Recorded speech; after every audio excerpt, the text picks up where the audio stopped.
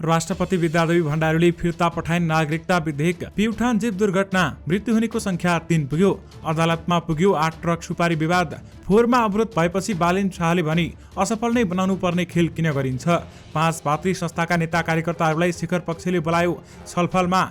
Budget घोषणाभन्दा धेरै तलब बढाउने प्रयास असफल, 15% मात्रै वृद्धि। सत्ता गठबन्धनले प्रधानमन्त्रीलाई भन्यो फोहोर थुप्रिएको हेरेर बस्नु भएन, बालेन शाहसँग कुरा गर्नुस्। बन्चरी डाँडामा फोहोर फाल्न नदिन, सत्तारूढ 3 दल एकमत। 50 जिल्लाका 5 देखि 12 वर्ष मुनिका बालबालिकालाई फाइजर खोप दिँदै काठमाडौँ उपत्यकाको सार्वजनिक यातायात व्यवस्थापनमा संघीय सरकारको प्रवेश। नयाँ हिमालमा आरोहण अनुमति दिने सरकारको तयारी। हर्क साम्पाङले भने काठमाडौँको बिजोग देख्दा श्रमदान गर्न मन लाग्यो। हत्याका आरोपीलाई कडा कारबाहीको माग गर्दै वीरगञ्जमा प्रदर्शन। पछिल्लो 24 घण्टामा नेपालमा थप 455 जनामा कोरोना संक्रमण पुष्टि, थप 2 जनाको मृत्यु। बाख्रालाई टक्कर दिएपछि सिसडोलवासीले रोके फोहोर बोकेको ट्रक। संसदमा एमालेले अर्थमन्त्री जनार्दन शर्मालाई स्वीकार गर्यो। प्रचण्ड र बाबुराम बीच वार्ता, एउटै चुनाव चिन्हमा लड्ने सहमति। विवेकशील साझा पार्टी पुनर्गठन गर्छौं भन्दै मिलन पाण्डेले भने। एमाले अध्यक्ष केपी ओलीको भनाई, मसँग उपचार गर्ने पैसा पनि छैन। युवाहरूलाई केपी ओलीले भने बुढोको कुरा मात्र किन सुन्ने भन्नुभयो भने गलत हुन्छ। गठबन्धन गर्नुको कारण डर र कर दुवै हो भन्दै रामचन्द्र पौडेलको धारणा। प्रवासी नेपालीहरूलाई राप्रपाको आग्रह, चुनावमा भोट हाल्न आउनुस्। काठमाडौँमा भारी वर्षा, नदी किनाराको सडकमा यात्रा गर्दा सतर्कता अपनाउन आग्रह। काठमाडौँको फोहोर बन्चरे डाँडा आन्दोलनमा 3 सत्तारूढ दलका स्थानीय नेताको समर्थन। चोरी भएर अमेरिका पुगेको टुडाल र शिवको मूर्ति नेपाल फिर्ता। सभापति शेरबहादुर देउबा र नेता कोइराला बीच बालुवाटारमा भेटवार्ता। सत्तारूढ दलकै अवरोध बीच बालेनले भने फोहोर व्यवस्थापनमा संघीय सरकारले असहयोग गर्यो। यसबारे पुरै जानकारी पनि आजकै भिडियोमा। दर्शकवृन्द नमस्कार, तपाईहरुलाई फेरि पनि स्वागत गर्न चाहन्छु हाम्रो च्यानल स्मार्ट खबरमा। म आर्यन न्युपाने। आज मिति विक्रम सम्वत 2079 साल साउन 30 गते सोमबार, ईस्वी सम्वत 2022 अगस्त 15 तारिक। दैनिकी जस्तै तपाईहरुमा आजका पनि मुख्य समाचारहरू लिएर उपस्थित भइसकेका छौं। हाम्रो मेहनतका लागि तपाईहरुले यो भिडियोलाई एउटा सानो लाइक गरी सक्दो शेयर गर्न पनि नबिर्सनु होला। त्यसैगरी यदि तपाईहरुले अहिलेसम्म हाम्रो च्यानल स्मार्ट खबरलाई सब्स्क्राइब गर्नु भएको छैन भने सब्स्क्राइब गर्नु होला, साथै छेउमा रहेको बेल घण्टीलाई क्लिक गरी अलमा क्लिक गर्न पनि नबिर्सनु होला। आउनुहोस् आजका मुख्य समाचारतर्फ लागौं। दर्शकवृन्द, पहिलो खबर कोरोना भाइरसका संक्रमितहरूको संख्याबाट सुरु गर्न चाहे। पछिल्लो 24 घण्टामा 455 जनामा कोरोना भाइरस कोभिड-19 को संक्रमण पुष्टि भएको छ। स्वास्थ्य तथा जनसंख्या मन्त्रालयका अनुसार 4829 परीक्षणमा 455 जनामा कोरोना संक्रमण पुष्टि भएको हो। 2308 पीसीआर परीक्षणमा 305 र 2521 एन्टिजन परीक्षणमा 150 जनामा कोरोना संक्रमण पुष्टि भएको मन्त्रालयले जनाएको छ। पछिल्लो 24 घण्टामा कोरोना संक्रमणका कारण 2 जनाको मृत्यु भएको छ। त्यस्तै 302 जना संक्रमण मुक्त भएका छन्। हाल देशभर कोरोना भाइरसको सक्रिय संक्रमितको संख्या 5235 रहेको छ। स्वास्थ्य मन्त्रालयका अनुसार 5246 जना होम आइसोलेसनमा रहेका छन् भने 189 जना संस्थागत आइसोलेसन र 165 जना आइसियुमा रहेका छन्। यस्तै 2 जनाको भेन्टिलेटरमा राखेर पनि उपचार भइरहेको मन्त्रालयले बताएको छ। आज थपैसँगै नेपालमा कोरोना संक्रमितको कुल संख्या 11,39,944 पुगेको छ। काठमाडौँ महानगरपालिकाको फोहोर बोकेका गाडीले बन्चरी डाँडा जाने क्रममा बाख्रालाई ठक्कर दिएपछि स्थानीय बासिन्दाले आन्दोलन सुरु गरेका छन्। फोहोर बोकेका गाडीको ठक्करबाट ककनी गाउँपालिकाको कागती गाउँमा बाख्रा मरेपछि फोहोरको गाडी रोकेका सिसडोलका एक पुरुषले हामीलाई टेलिफोनमा बताउनु भएको छ। स्थानीयवासीले बाख्राको क्षतिपूर्ति माग गरेका छन् र 1 महिना भन्दा बढी समयदेखि राम्ररी फोहोर व्यवस्थापन हुन नसक्दा काठमाडौँका घर-घरमा र सार्वजनिक स्थलमा फोहोर थुप्रिएको छ। सिसडोलमा रातिको समयमा फोहोर बोकेको ट्रक तोडफोड भएपछि काठमाडौँ महानगरपालिकाले आइतबारदेखि प्रहरीको सुरक्षामा फोहोरका गाडी बन्चरी डाँडातर्फ लैजान थालेको थियो। तर फोहोर लैजान थालेकै दिन स्थानीयले बाख्रा मरेको नयाँ बहानामा फोहोर रोकेका हुन्। धरान उपमहानगरपालिकाका मेयर हर्क साम्पाङले काठमाडौँ सहरको बिजोग देखेर श्रमदान गर्न मन लागेको बताएका छन्। ल्यान्डफिल साइटको समस्याले काठमाडौँ महानगरपालिकाको फोहोर उठ्न सकेको छैन, जसका कारण काठमाडौँको सडक पेटीमा फोहोर थुप्रिएको छ, जसलाई लक्षित गर्दै साम्पाङले सामाजिक सञ्जालमा लेखेका छन्। काठमाडौँका चिल्ला र फराकिला सडक किनारमा फोहोरको डङ्गुर देख्दा त खाल्डाखुल्डी बाटो भए पनि धराने सफा नै लाग्यो। प्रधानमन्त्री र मन्त्रीहरू बस्ने सहरको यो बिजोग देख्दा श्रमदान गर्न मन लाग्यो। धरान उपमहानगरपालिकाको विकास निर्माण सम्बन्धी कामले उनी काठमाडौँ आएका छन् र स्वतन्त्र उठेर धरानको मेयरमा निर्वाचित उनले धरानको खानेपानी समस्या समाधान गर्न भन्दै निर्माण काममा आफै सहभागी हुने गरेका छन् र उनले श्रमदानका लागि धरानवासीलाई उत्प्रेरित समेत गरिरहेका छन्। नेकपा एमालेका अध्यक्ष केपी शर्मा ओलीले आफूसँग उपचार गर्ने पैसा समेत नभएको बताएका छन्। आफ्नो र श्रीमतीको नाममा रहेको घर र जग्गा दान गरिसकेको बताउँदै उनले उपचारका लागि आवश्यक परेमा त्यसलाई बेच्न पनि नसक्ने बताएका छन्। आज काठमाडौँमा आयोजित एक कार्यक्रममा उनले सांसद भएकाले अलिअलि पैसा त आउने हो तर त्यसले आफ्नो उपचार गर्न नपुग्ने बताएका छन्। आफ्नो र श्रीमतीको नाममा रहेको सम्पत्ति राज्यको भइसकेको बताउँदै उनले भने, तपाईहरूले उपचार गरिदिनु भयो भने हुन्छ, मैले मेरो घर जग्गा बेच्न पनि पाउँदिन किनभने दान गरिसकेको छु, यानि कि मसँग उपचार गर्ने पैसा पनि छैन भन्दै एमाले अध्यक्ष केपी शर्मा ओलीले भनेका छन्। नेपाल समाजवादी पार्टीका नेताहरू माओवादी केन्द्रको चुनाव चिन्हमा प्रदेश र प्रतिनिधि सभा निर्वाचन लड्न तयार भएका छन्। दुई दलका शीर्ष नेताहरूबीच गठबन्धन बनाउन लगातार छलफल भइरहेको छ। आइतबार बिहान पनि माओवादी अध्यक्ष प्रचण्ड र समाजवादी पार्टीका अध्यक्षद्वय डाक्टर बाबुराम भट्टराई र महेन्द्र राई यादव बीच भेटवार्ता भएको थियो। नेसपाका अध्यक्ष यादवका अनुसार समाजवादी गठबन्धनले बनाउने र एउटै चुनाव चिन्ह लिएर संयुक्त रूपमा जान दुवै दल सहमत भएका छन्। यसबारे आफ्नो दलका छलफल गरेर निर्णयमा पुग्ने सहमति भएको भन्दै यादवले भने, उहाँहरूको चुनाव चिन्ह पुरानो छ, हाम्रो नयाँ छ, त्यसैले उहाँहरू माओवादीकै चुनाव चिन्हमा जाने सम्भावना छ। माओवादी नेताहरू अनुसार नेसपाका नेताहरूले प्रतिनिधि सभामा केही सिट निश्चित गर्नुपर्ने बताएका छन्। नेसपाका अध्यक्ष यादव भन्छन्, जो जितेको छ त्यो त पाउने नै भयो, यसबारेमा हाम्रो उपस्थिति हेरेर प्रतिनिधि सभा र प्रदेशमा कति गर्न सकिन्छ भन्ने हेर्ने हुन्छ होला भन्दै उहाँले बताउनु भएको छ। यानि कि पुष्पकमल दाहाल प्रचण्ड र बाबुराम भट्टराई बीच एउटै चुनाव चिन्हमा लड्ने सहमति भएको छ। काठमाडौँ महानगरपालिकाका मेयर बालेन्द्र शाहले फोहोर व्यवस्थापनमा असहयोग गरेर संघीय सरकारले आफूलाई असफल बनाउन खोजेको आरोप लगाएका छन्। धादिङको बन्चरी डाँडा फोहोर लैजाने क्रममा पटक पटक अवरोध र असहयोग भएपछि मेयर शाहले राजनीति बारेमा पनि कडा टिप्पणी गरेका छन्। उनका अनुसार अवरोध नभएको अवस्थामा आइतबारदेखि दैनिक 250 देखि 350 गाडीहरूले बन्चरी डाँडामा फोहोर लैजाने योजना थियो, तर आइतबार पनि दुई स्थानमा अलग अलग कारणले सडक अवरुद्ध गरिएको पनि उनले बताए। अवरोधका कारण आइतबार 90 वटा फोहोरका गाडीहरू मात्रै बन्चरी डाँडा पुग्न पाएको उनले उल्लेख गरेका छन्। आज दुई ठाउँमा सडक अवरुद्ध गर्नुका दुई कारण थिए। पहिलो, कसैले फोहोर पानीको मुहानमा लगेर फ्याँकिदियो भन्ने उनले भने, यसमा दोषी पत्ता लगाएर कारबाही पनि भइसक्यो। अर्को, फोहोर बोक्ने गाडीले बाख्रा मारेको, तर यसलाई पनि समाधान गर्यौं। यी दुई अवरोध हटाउने बित्तिकै अर्को अवरोधको कसरत हुँदै गरेको जानकारी पाएका छौं। उनले यदि त्यस्तो हो भने विडम्बनापूर्ण हुने बताएका छन्। बन्चरी डाँडामा फोहोर व्यवस्थापनका लागि कतिपय संरचना बनिसकेका छन्। भूमि लिन तथा संरचना निर्माणमा र प्रभावितहरूले पाउने सुविधा मुआब्जा जस्ता काममा 5 अर्ब खर्च भइसकेको छ र उनले अगाडि भनेका छन्, यो झुक्काएर गरिएको पनि थिएन। यसका वैधानिक सम्झौता छन्, ती सम्झौताहरूको पालना गर्नु सबैको कर्तव्य हो भन्दै बताइएको छ। यानि कि सत्तारूढ दलकै अवरोधपछि फोहोर व्यवस्थापनमा संघीय सरकारले असहयोग गर्यो भन्दै बालेन शाहले भनेका छन्। प्रधानमन्त्री एवं नेपाली कंग्रेसका सभापति शेरबहादुर देउबा र नेता डाक्टर शेखर कोइराला बीच भेट भएको छ। देउबाले बोलाएकोमा कोइराला भेट्न बालुवाटार पुगेका हुन् र देउबा र शेखर बीच कुन विषयमा छलफल भयो भन्ने बारेमा पनि खुलाइएको छैन। शेखर पक्षको बैठक चलिरहेको बेलामा देउबाले छलफलका लागि बोलाएका हुन्। शेखर पक्षका दोस्रो तहका नेता तथा भातृ संस्थाका पूर्व पदाधिकारीहरूको बैठक पनि बोलाइएको थियो। सत्तारूढ गठबन्धनले काठमाडौँका सडकमा थुप्रिएको फोहोर उठाउन सरकारको ध्यानाकर्षण गरेकै दिन 3 सत्तारूढ दलका स्थानीय नेताले भने बन्चरी डाँडाको आन्दोलनमा साथ दिने घोषणा गरेका छन्।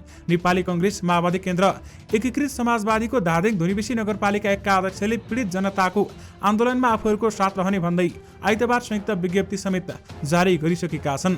विज्ञप्तिमा कंग्रेसका पूर्णसिंह तामाङ, माओवादी केन्द्रका विष्णु तामाङ र एकीकृत समाजवादीका भीषण धितालले हस्ताक्षर गरेका छन्। आइतबार बालुवाटारमा भएको सत्तारूढ गठबन्धनको बैठकले काठमाडौँका सडकमा थुप्रिएका फोहोर तत्काल उठाउन सरकारको ध्यानाकर्षण गर्ने निर्णय गरेको थियो। उता सिस्डोल र बन्चरी डाँडाका स्थानीयले साउन 31 गतेसम्म आफ्ना माग सम्बोधन गर्न प्रक्रिया अगाडि नबढे भदौ 1 देखि फोहोर पुरै निषेध गर्ने चेतावनी समेत दिएका छन्। यानि कि काठमाडौँको फोहोर बन्चरी डाँडामा आन्दोलनमा 3 सत्तारूढ दलका स्थानीय नेताको समर्थन रहेको बताइएको छ।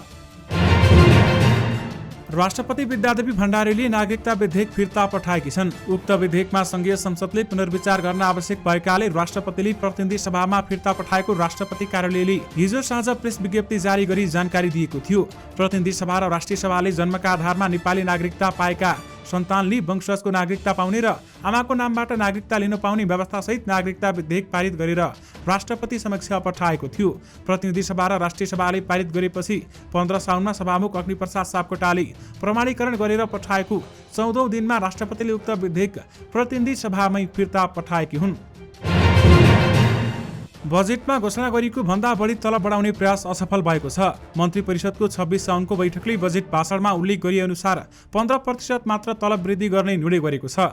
मन्त्री परिषदका निर्णय सार्वजनिक गर्दै सरकारका प्रवक्ता ज्ञानेन्द्र बहादुर कार्कीले सबै तहका निजामती कर्मचारी, नेपाली सेना, नेपाल प्रहरी, सशस्त्र प्रहरी बल, नेपाल स्वास्थ्य सेवा, सांसद सेवा, सामुदायिक विद्यालयमा कार्यरत शिक्षकका लागि 2079 साउन 1 गतेदेखि लागू हुने गरी नयाँ तलबमान एवं ग्रेड स्वीकृति गर्ने निर्णय भएको जानकारी दिएका छन्। आर्थिक वर्ष 2079-80 को बजेट वक्तव्यमा कर्मचारीको तलब 15% बढाउने घोषणा गरिएको थियो तर मर्यादाक्रम अनुसार मिलाउने भन्दै मन्त्रालयले अधिकृत वा सोभन्दा माथिल्लो तहको तलब 24% सम्म बढाउने प्रस्ताव तयार पारेर मन्त्री परिषदमा पठाएको थियो। यस विरुद्ध नायब सुब्बाहरू आन्दोलनमा समेत उत्रिएका छन्। यानि कि बजेट घोषणा भन्दा धेरै तलब बढाउने प्रयास असफल भएको छ भने 15% मात्रै वृद्धि हुने बताइएको छ। 50 जिल्लाका 5 वर्षमाथि र 12 वर्ष मुनिका बालबालिकाहरूलाई कोभिड-19 विरुद्धको फाइजर खोप दिइने भएको छ। स्वास्थ्य तथा जनसङ्ख्या मन्त्रालयका अनुसार दोस्रो चरणमा 5 भदौदेखि 11 भदौसम्म बालबालिकाहरूलाई फाइजरको पहिलो मात्रा खोप दिन लागेको हो भने यस्तै भदौ 27 गतेदेखि असोज 1 गतेसम्म कोभिड-19 विरुद्धको खोप फाइजरको दोस्रो मात्रा दिइनेछ। मन्त्रालयका अनुसार 50 जिल्लाहरूमध्ये प्रदेश नम्बर 1 मा भोजपुर, धनकुटा, खोटाङ, ओखलढुङ्गा, पाँचथर, सङ्खुवासभा, सोलुखुम्बु, ताप्लेजुङ, तेह्रथुम, उदयपुर रहेका छन्। मध्य प्रदेशमा बारा, रौथर, सर्लाही र बागमती प्रदेशमा रामेछाप, दोलखा, धादिङ, नुवाकोट, रसुवा, सिन्धुपाल्चोकका बालबालिकालाई खोप दिइँदैछ भने त्यसैगरी गण्डकी प्रदेशमा बागलुङ, गोर्खा, लमजुङ, मनाङ, मुस्ताङ, म्याग्दी, पर्वत, स्याङ्जा, तनहुँ, लुम्बिनी प्रदेशमा कपिलवस्तु, अर्घाखाँची, गुल्मी, पाल्पा, प्युठान, रोल्पा, रुकुम पूर्व जिल्लाबाट खोप दिइनेछ। त्यसैगरी कर्णाली प्रदेशमा पश्चिम रुकुम, सल्यान, डोल्पा, हुम्ला, जुम्ला, कालीकोट, मुगु, दैलेख, जाजरकोट र सुदूरपश्चिम प्रदेशमा अछाम, डोटी, बजाङ, बाजुरा, बैतडी, दार्चुलाका बालबालिकाहरूलाई फाइजर खोप दिने मन्त्रालयले जनाएको छ। यसअघि 27 जिल्लाका बालबालिकाहरूलाई सरकारले फाइजर खोप दिएको थियो। काठमाडौँ उपत्यका, काठमाडौँ, ललितपुर र भक्तपुरको सार्वजनिक यातायातको नियम सञ्चालन र व्यवस्थापनमा सङ्घीय सरकारको पनि सहभागिता रहने भएको छ। संविधानले प्रष्ट रूपमा यातायात बारेमा राष्ट्रिय नीति सङ्घीय सरकारले बनाउने र यातायातको व्यवस्थापनको जिम्मेवारी प्रदेश सरकारको हुने भनी किटान गरेको छ। तर सङ्घीय राजधानीको हकमा सङ्घीय सरकारले यातायात नीति मात्रै बनाएर नीति कार्यान्वयनमा समेत सहभागिता जनाउने गरी सङ्घीय संसदले कानुन बनाएको हो। आइतबार प्रतिनिधि सभाबाट पारित शहरी क्षेत्र एकीकृत सार्वजनिक यातायात व्यवस्थापन विधेयकमा भएको व्यवस्था अनुसार उपत्यकाको सार्वजनिक यातायात सञ्चालन र व्यवस्थापनका लागि 2वटा संरचना बन्नेछन्। काम गर्ने बढीका रूपमा सङ्घीय राजधानी शहरी क्षेत्र सार्वजनिक यातायात प्राधिकरण गठन हुनेछ भने प्राधिकरणको काम कारबाहीको सञ्चालन, रेखदेख र व्यवस्थापनका लागि सङ्घीय राजधानी शहरी क्षेत्र सार्वजनिक यातायात परिषद रहनेछ। परिषदमा 3वटै सरकारका प्रतिनिधि रहनेछन् भन्दै बताइएको छ। राष्ट्रिय सभाबाट पारित भइसकेकाले यो विधेयक अब पुनः राष्ट्रिय सभामा हुँदै राष्ट्रिय सभाका अध्यक्षबाट प्रमाणित भई राष्ट्रपति कहाँ पुग्छ। राष्ट्रपतिले प्रमाणीकरण गरेपछि कानुनका रूपमा कार्यान्वयनमा आउँछ भन्दै बताइएको छ। यानि कि उपत्यकाको सार्वजनिक यातायात व्यवस्थापनमा सङ्घीय सरकारको प्रवेश भएको छ। पुनः नियुक्तिपछि पहिलो पटक संसदमा अर्थमन्त्री जनार्दन शर्माले आइतबार रोस्टम प्रयोग गरेका थिए। चालु आर्थिक वर्ष 2079-80 को बजेट निर्माणमा अनधिकृत व्यक्ति संलग्न गराएको आरोप लागेपछि शर्माले असार 22 गते राजीनामा दिएका थिए। सोही दिन उनीमाथि छानबिन गर्न संसदीय विशेष समिति समेत गठन भएको थियो भने समितिले शर्मामाथि लागेको आरोप पुष्टि गर्ने आधार नभेटिएको प्रतिवेदन दिएपछि साउन 15 गते पुनः अर्थमन्त्रीमा नियुक्त भएका शर्माले पहिलो पटक संसदको रोस्टम प्रयोग गरेका थिए। आइतबार अर्थमन्त्री जनार्दन शर्माले अर्थ समितिको प्रतिवेदन सहितको बीमा विधेयकमाथि छलफल गरियोस् भन्ने प्रस्ताव टेबल गरे। छलफल गरियोस् भन्ने प्रस्ताव एमालेका सांसदहरू सहितको सभाले बहुमतले स्वीकृत समेत गरेको थियो।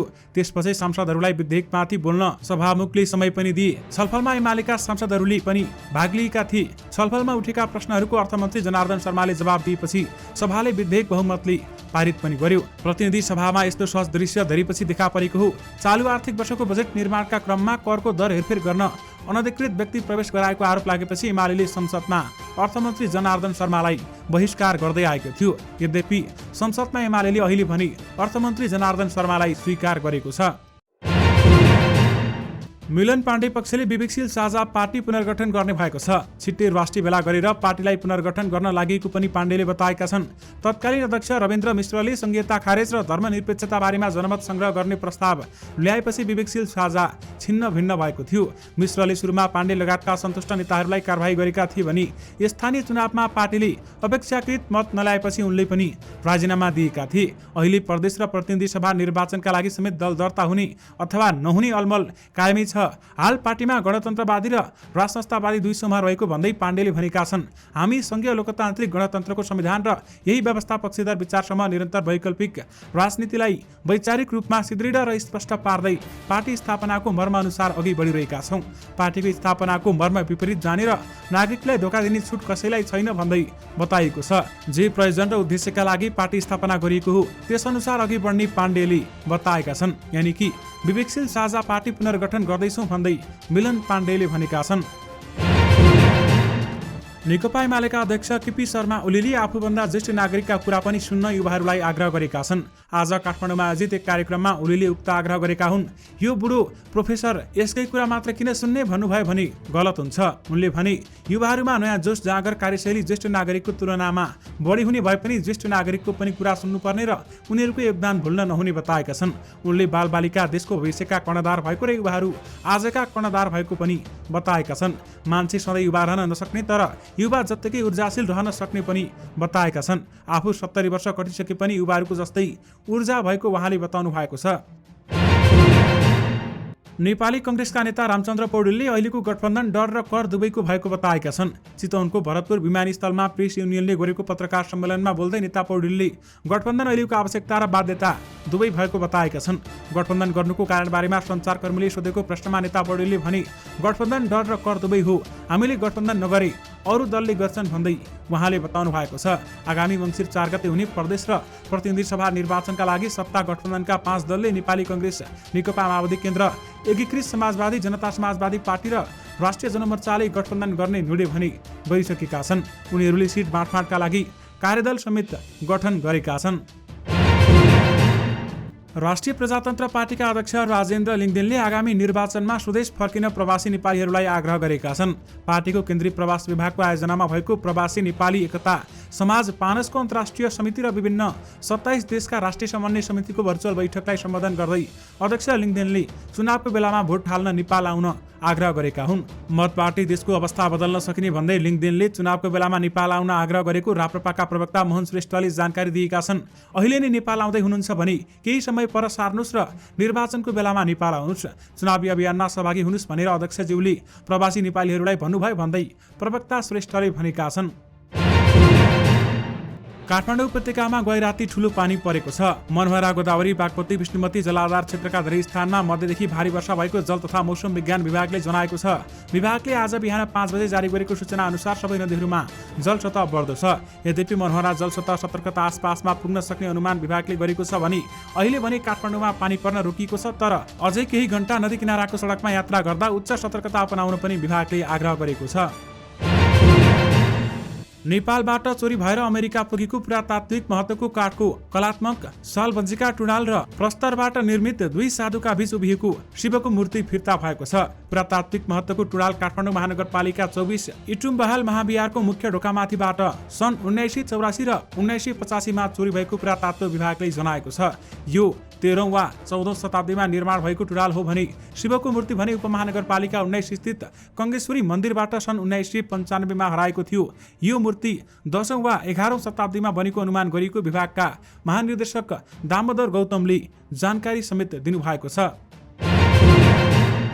बाराको विश्रामपुर गाउँपालिका 5 एटियाहीका बासिन्दाले वीरगञ्जमा प्रदर्शन गरेका छन्। गाउँकै 23 वर्षीय राजकुमार ठाकुरको हत्यामा संलग्नलाई फाँसी दिनुपर्ने माग राखेर उनीहरूले वीरगञ्जमा प्रदर्शन गरेका हुन्। मुलुकी अपराध संहितामा ज्यान मार्ने कसुरमा संलग्न रहेको व्यक्तिलाई जन्मकैदको सजाय हुने व्यवस्था छ। फाँसीको सजाय गर्ने व्यवस्था कानुनमा छैन। राजकुमारको हत्यामा संलग्न व्यक्तिहरूलाई फाँसी दिनुपर्ने माग उनीहरूको थियो। गत साउन 24 गते वीरगञ्ज ट्युसन पढ्न आएका राजकुमार घर फर्किएनन्। परिवारले आफन्त र साथीभाइकोमा खोज तलास पनि गरे। नभेटिएपछि जिल्ला प्रहरी कार्यालय बारामा साउन 26 गते खोजीका लागि निवेदन दिएका थिए। प्रहरीले खोज तलास गर्ने क्रममा साउन 27 गते भारतको बिहार भागलपुर जिल्लाको भागलपुर रेलवे स्टेसन नजिकै राजकुमारको शव भेटियो। भारतीय प्रहरीको समन्वयमा शव वीरगञ्जलाई सकेको प्रहरीले बताएको छ। प्रारम्भिक अनुसन्धानका क्रममा उनको हत्या भएको रहस्य पनि खुलेको प्रहरीले बताएको छ र हत्याका आरोपीलाई कडा कारबाहीको माग गर्दै वीरगञ्जमा प्रदर्शन गरिएको हो। संस्कृति पर्यटन तथा नागरिक उड्डयन मन्त्री जीवनराम श्रेष्ठले अहिले प्रयोगमा नआएका नयाँ हिमालहरूमा आरोहण खुला गर्ने बताएका छन्। आइतबार नेपाल पर्वतारोहण संघको 32औं साधारण सभालाई सम्बोधन गर्दै उनले सरकारले 5800 मिटरदेखि 8000 मिटरसम्मका नयाँ हिमालहरूमा पर्वतारोहणका लागि अनुमति दिने तयारी रहेको बताएका छन्। उनले कुन कुन हिमालमा आरोहण गर्न सकिन्छ र कुन कुन हिमालहरूमा आरोहण खुला गर्दा पर्यटन आगमन बढेर त्यो क्षेत्रको जनजीवनलाई समेत लाभान्वित बनाउन सकिन्छ भन्ने कुराको समीक्षा गरेर हिमाल आरोहणको अनुमति दिने बताएका छन्। सत्तारूढ गठबन्धनले काठमाडौँको फोहोर व्यवस्थापन बारेमा चासो देखाएको छ। फोहोरकै कारण कुनै पनि बेलामा महामारी फैलन सक्ने भन्दै गठबन्धनमा आबद्ध दलहरूले टुलुटुलु हेरेर नबस्न सरकारलाई आग्रह गरेको हो। आइतबार प्रधानमन्त्रीको सरकारी निवास बालटारमा बसेको सत्तारूढ गठबन्धनका शीर्ष नेताको बैठकले फोहोर व्यवस्थापन बारेमा काठमाडौँ महानगरपालिकाका मेयर बालिन शाहसँग संवाद गर्न प्रधानमन्त्रीलाई आग्रह गरेको छ। महानगरले कुनै पनि कदम चाल्दैछ भने त्यसमा सहयोग गर्नुस्, संघीय सरकारले कुनै पनि हस्तक्षेप गर्न आवश्यक छ भने गर्नु पर्यो, यसरी हेरेर बस्नु भएन भन्ने छ गठबन्धनका एक नेताले भनेका छन्। बैठकले महँगी नियन्त्रणका लागि बजार अनुगमन लगायत संयन्त्र प्रभावकारी बनाउन पनि सरकारलाई आग्रह गरेको छ। साथै सिट बाँडफाँडका लागि बनेको कार्यदललाई छिटो काम सक्न समेत भनिएको एक नेताले बताएका छन्। यानि कि फोहोर थुप्रिएको हेरेर बस्नु भएन, बालिनसँग कुरा गर्नुस् भन्दै सत्ता गठबन्धनले प्रधानमन्त्री शेरबहादुर देउवालाई भनेको छ। नेपाली कांग्रेसका नेता डाक्टर शेखर कोइराला पक्षले आफू निकटका भातृ संस्थाका पूर्व पदाधिकारीको बैठक पनि बोलाएको छ। उक्त समूहको आज बसेको बैठकले भातृ संस्थामा आबद्ध नेता तथा कार्यकर्तासँग छलफल गर्ने निर्णय गरेको हो। शेखरको सम्पर्क कार्यालयमा दोस्रो तहका नेता तथा भातृ संस्थाका पूर्व पदाधिकारीको बैठक पनि बसेको थियो। 5 भातृ संस्थामा विगतमा आबद्ध भएका नेता तथा कार्यकर्ताहरूलाई बैठकमा बोलाइएको छ। नुवाकोट पूर्व जिल्ला सभापति जगदीश्वर नरसिंह केसीले भनेका छन्, भोलिको त्यो बैठकले कसरी अगाडि बढ्ने भन्ने निर्णय गर्छ। नेपाल विद्यार्थी संघ, तरुण दल, महिला संघ, किसान संघ र आदिवासी जनजाति संघमा आबद्ध रहेकाहरूलाई बैठकमा बोलाइएको छ। सभापति शेरबहादुर देउवाले अध्यक्ष तोकेका 5 भातृ संस्थाका नेता तथा कार्यकर्ताहरूलाई छलफलका लागि समेत बोलाएको हो। भारत निकासी भइसकेको अवस्थामा फर्काइएका 8 ट्रक सुपारीको विवाद उच्च अदालतमा पुगेको छ। सुपारी निर्यातकर्ता मनोकामना ट्रेडर्स सञ्चालक नवीन घिमिरे ट्रक छुटाउन अन्तरिम आदेश माग गर्दै उच्च अदालतमा पुगेका हुन् र उच्च अदालत विराटनगरले अन्तरिम आदेश दिन भनी अस्वीकार गरेको छ। विराटनगर हुँदै जोगबनी नाका पार भएको 8 ट्रक सुपारी भारतीय प्रहरीको सहयोगमा साउन 5 गते मोरङ प्रहरीले नियन्त्रणमा लिएको थियो। साउन 8 गते प्रहरीले ट्रकसहित सुपारी कारबाहीका लागि राजस्व अनुसन्धान कार्यालय इटहरी समेत पठाएको थियो। प्युठानको 9 बहिनी गाउँपालिका 6 बहानेमा भएको जीव दुर्घटनामा मृत्यु हुनेको संख्या 3 जना पुगेको छ। मृत्यु हुनेमा 9 बहिनी 5 डाम्रीका रेमसरा बुढा मगरकी 25 दिनी शिशु चेतना बुढा, उनकी दिदी 7 वर्षीय करुणा बुढा मगर र सोही ठाउँका जीप चालक समेत 25 वर्षीय लुकेश थापा रहेका छन् भन्दै बताइएको छ। जिल्ला प्रहरी कार्यालय प्युठानका प्रमुख प्रहरी नायब परीक्षक सत्यनारायण थापाले 21 दिने शिशु चेतना बुढा, उनकी दिदी 27 वर्षीय करुणाको अस्पताल लैजाँदै गर्दा बाटोमै मृत्यु भएको बताएका छन्। त्यस्तै चालक थापाको भने उपचारको क्रममा जिल्ला अस्पताल बिजुवारमा मृत्यु भएको समेत उपरीक्षक थापाले बताएका छन्। दर्शक महानुभावहरू, यससँगै तपाईहरुमाझ आजका सबै मुख्य समाचारहरू राखिसकेका छौं। फेरि पनि तपाईहरुमाझ नयाँ रिपोर्टका साथमा उपस्थित हुने नै छौं। अहिलेलाई भने मलाई बिदा दिनुहोस्। नमस्कार।